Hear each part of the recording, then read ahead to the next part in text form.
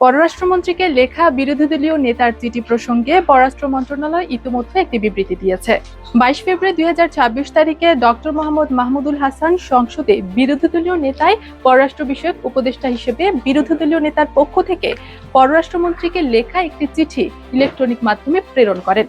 পরবর্তীতে তিনি একই চিঠি সরাসরি পররাষ্ট্রের কাছেও হস্তান্তর করেন। চিঠিটি বিরোধী দলীয় নেতার জাতীয় সংসদে প্যাডে লেখা ছিল।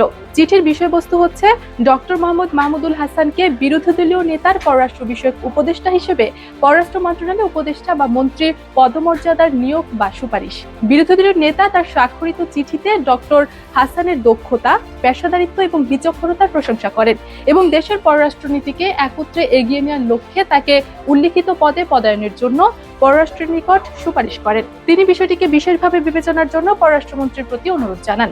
চিঠির নিচে শুধুমাত্র বিরোধী দলীয় নেতার স্বাক্ষর রয়েছে। বিরোধী দলীয় নেতা লিখিতভাবে সম্মতি প্রদান করলে পররাষ্ট্র মন্ত্রণালয় চিঠিটির পূর্ণ পাঠ জনসমক্ষে প্রকাশ করতে প্রস্তুত রয়েছে।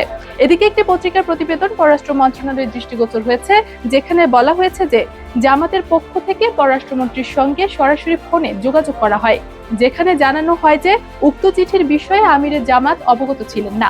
পররাষ্ট্র মন্ত্রণালয় স্পষ্টভাবে জানিয়েছে যে এই ধরনের কোনো ফোনালাপ সংঘটিত হয়নি।